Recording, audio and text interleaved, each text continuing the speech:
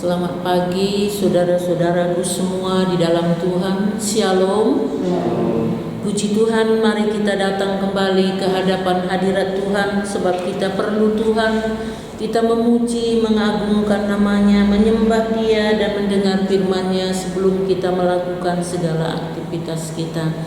Kita akan naikkan pujian agung dan mulialah Tuhanku dalam buku pujian kita nomor 4.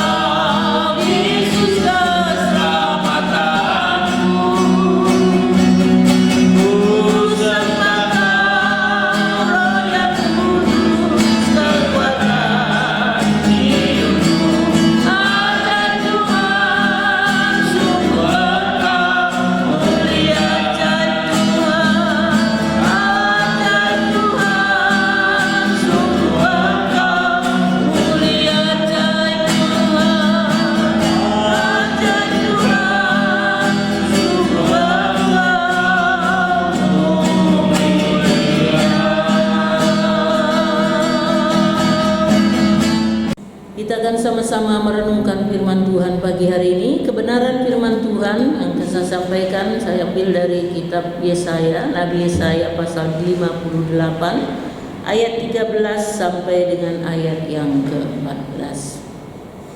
Saya akan bacakan ayat ini. Saya baca mulai dari judulnya, Menghormati Hari Sabat.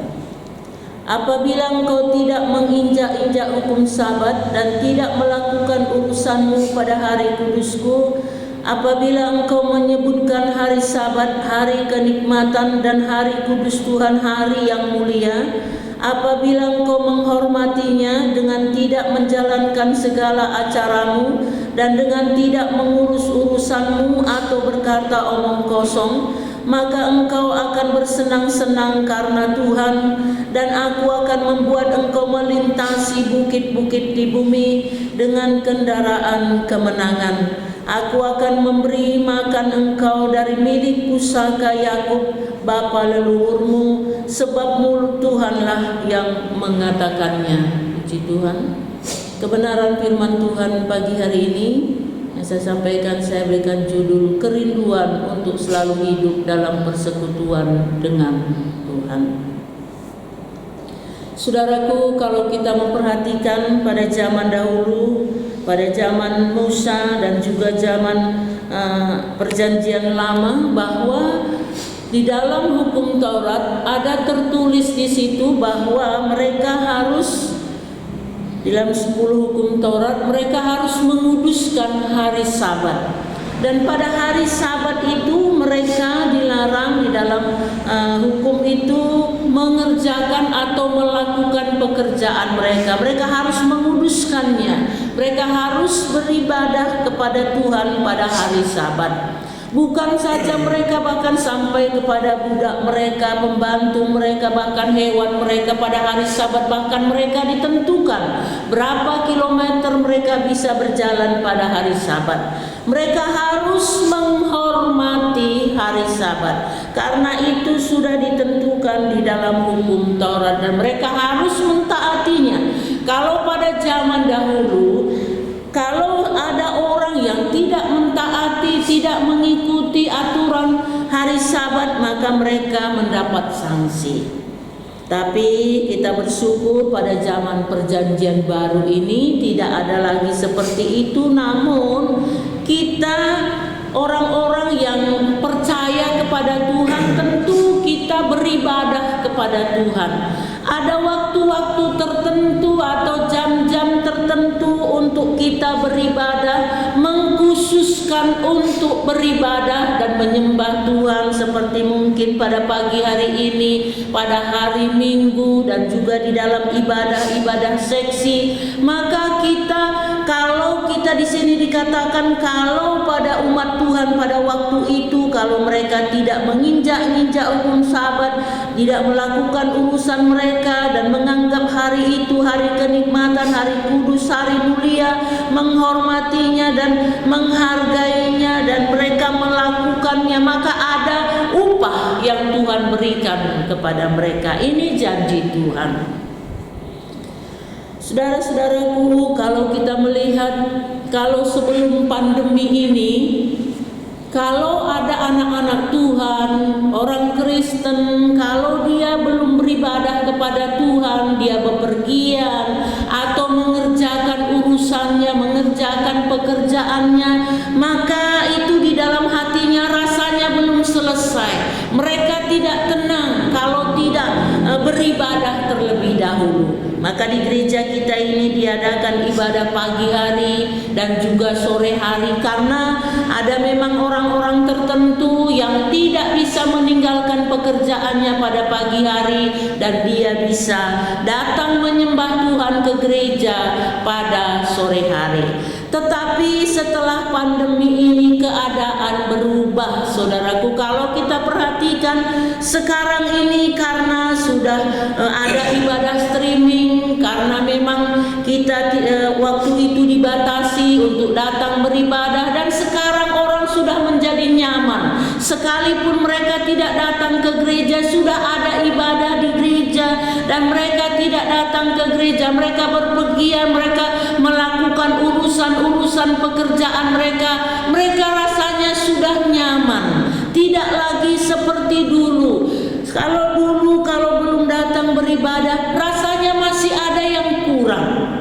Mungkin seperti kita saat-saat ini, kalau biasa kita datang ke gereja pada pagi hari, dan kalau kita tidak datang melakukan urusan kita, rasanya masih ada yang kurang, karena kita sudah biasa untuk datang kepada Tuhan pada pagi hari. Demikian juga pada hari Minggu, rasanya itu belum cukup, masih kurang kalau kita belum datang ke gereja, sujud menyembah Tuhan, beribadah kepada Tuhan. Dan kita menanti-nantikan, kalau kita senang di dalam persekutuan dengan Tuhan, maka hari-hari ibadah itu, jam-jam ibadah itu kita nanti-nantikan menjadi suatu hari sukacita bagi kita, menjadi suatu hari yang sangat kita butuhkan di dalam kehidupan ini. Kita berdoa supaya benar-benar pandemi ini sirna dan tidak ada lagi, sekalipun mungkin masih ada, mungkin seperti flu-flu biasa, dan kita sudah bisa kembali seperti dulu beribadah, menyembah Tuhan di gereja, melakukan kegiatan-kegiatan ibadah-ibadah kita di gereja. Dan biar semua jemaat Tuhan kembali untuk datang menyembah Tuhan, dan mereka di dalam hati mereka ada suatu kerinduan untuk menyembah Tuhan, kerinduan untuk mendengar firman Tuhan, kerinduan untuk bersekutu bersama. Saudaraku, sekalipun mungkin kita bisa ibadah secara streaming di rumah masing-masing, kalau kita yang biasa ibadah di gereja dan kalau kita mengikuti ibadah streaming di rumah, itu sangat berbeda. Sangat berbeda. Saya pernah ibadah karena hal-hal yang mungkin tidak bisa ditinggalkan, beribadah secara streaming itu sangat berbeda rasanya, ya. Apalagi kalau ibadah streaming dilihat di HP seperti itu, seperti nonton ya, seperti nonton saja sambil makan makanan apa gitu. Lalu pernah saya tanya seseorang, saya makan di warungnya, "Bu, kok lama banget gak pernah datang?" "Aku ikut ibadah streaming kok, Bu." "Lalu kalau ibadah streaming apa jenengan duduk seperti itu?" "Ya enggak, aku sambil nyapu-nyapu sambil mengerjakan ini." "Lah itu namanya belum ibadah." "Tapi kan aku nyanyi, Bu. Aku juga mendengarkan renungan, aku juga mendengar Bapak Paulus Sugito khotbah." Gitu. Tentu ini sangat berbeda. Tapi kita bersyukur kalau pandemi ini segera berakhir dan kita bisa kembali beribadah kepada Tuhan, dan kita memiliki kerinduan untuk selalu bersekutu dengan Tuhan, dekat dengan Tuhan, dan menyediakan waktu-waktu kita untuk datang kepada Tuhan. Tuhan berjanji, dengan apa yang kita lakukan itu ada upah, ada bagian yang Tuhan berikan kepada kita. Yang pertama, apa yang akan kita dapatkan dari Tuhan kalau kita menghormati, menghargai, memiliki kerinduan untuk hari-hari, waktu-waktu, jam-jam ibadah. Yang pertama, di dalam ayat 14, "Maka engkau akan bersenang-senang karena Tuhan." Artinya bahwa Tuhan akan memberikan kita damai, Tuhan akan memberikan kita sukacita. Saudaraku, kalau kita perhatikan, kalau memang kita datang kepada Tuhan, datang beribadah dengan tulus, sungguh-sungguh kita mengalami sukacita. Tidak ada orang yang datang beribadah, datang menyembah Tuhan, mendengar firman Tuhan, dan keluar dari ibadah dia tambah susah, tambah banyak tekanannya. Tentu tidak. Tetapi bagi orang yang sungguh-sungguh memang memiliki kerinduan kepada Tuhan, yang memandang kepada Tuhan, kita datang ke gereja, kita datang beribadah, kita bukan memandang manusia, sekalipun kita bersekutu dengan saudara seiman, tetapi fokus kita, tujuan kita yang utama adalah menyembah Tuhan. Tujuan utama kita adalah supaya kita memuji dan menyembah Tuhan, dan juga mendengar firman Tuhan menjadi dasar, menjadi pedoman, menjadi kekuatan di dalam kehidupan kita. Kalau kita memiliki motivasi yang benar di dalam beribadah kepada Tuhan, pasti kita akan diberkati oleh Tuhan, diberikan Tuhan damai, diberikan Tuhan sukacita. Kalau kita melihat kesaksian-kesaksian di YouTube, orang-orang yang biasanya mereka tidak menyembah Tuhan atau agama lain, tetapi pada waktu mereka datang ke gereja, dia berkata, dia bersaksi bahwa ada sesuatu yang lain di dalam kehidupannya. Dia mengalami sukacita yang belum pernah dia rasakan selama ini. Tentu ini seperti janji Tuhan, digenapi oleh Tuhan, bahwa setiap orang yang datang bersekutu, yang merindukan Tuhan, datang ibadah ke gereja dalam persekutuan, maka Tuhan akan memberikan sukacita. Mungkin persoalan kita masih ada, tetapi firman Tuhan berkata bahwa damai sejahtera dari Tuhan yang melampaui segala akal itu menguasai hati kita, menguasai pikiran kita. Artinya sekalipun masih ada pergumulan, persoalan, tetapi damai Tuhan itu memenuhi hati kita, karena kita sudah datang kepada Tuhan, sujud kepada Tuhan, kita dikuatkan melalui firman Tuhan, melalui saudara-saudara seiman. Inilah keuntungan kalau kita benar-benar datang bersekutu di dalam ibadah kita. Lalu yang kedua, Tuhan memberi kekuatan dalam menghadapi segala situasi yang sulit dan kita dapat menaklukkan segala situasi yang kita hadapi. Ayat 14 bagian B, dan aku akan membuat engkau melintasi puncak bukit-bukit di bumi dengan kendaraan kemenangan. Kalau kita selalu datang bersekutu dengan Tuhan, menyembah Tuhan, beribadah kepada Tuhan, maka firman Tuhan berkata, Dia akan memberikan kita kekuatan. Ada kekuatan yang baru yang dari Tuhan di dalam kehidupan kita, sehingga persoalan yang bagaikan gunung-gunung, persoalan yang bagaikan bukit-bukit, kita dapat melintasinya, kita dapat menghadapinya, kita dapat mengatasi semua persoalan bagaikan bukit-bukit, bagaikan gunung-gunung yang ada di depan kita, karena kita diberikan Tuhan kekuatan baru yang bagaikan burung Raja Wali yang membumbung tinggi, ya. Raja Wali dia membumbung tinggi, sekalipun ada angin badai yang kencang begitu rupa, tetapi Raja Wali dia bisa terbang membumbung tinggi, mengatasi segala sesuatunya. Demikian juga orang-orang yang selalu menanti-nantikan Tuhan, orang-orang yang datang sujud kepada Tuhan, maka kekuatan yang baru daripada Tuhan itu Tuhan berikan, dan kita bisa kuat berkemenangan di dalam menghadapi persoalan hidup. Kalau ada persoalan bukan membuat kita semakin lemah, semakin undur, tapi semakin semangat, semakin mendekatkan diri, semakin sungguh-sungguh dalam berdoa dan menyembah Tuhan. Itu artinya kita diberikan kemenangan di dalam menghadapi setiap gunung-gunung atau bukit-bukit yang ada di depan kita. Kita dapat melintasinya, kita dapat berkemenangan. Yang ketiga, kita akan selalu menikmati berkat Tuhan dan pemeliharaan Tuhan. Bagian C ayat 14, Aku akan memberi makan engkau dari milik pusaka Yakub bapa leluhurmu, sebab mulut Tuhanlah yang mengatakannya.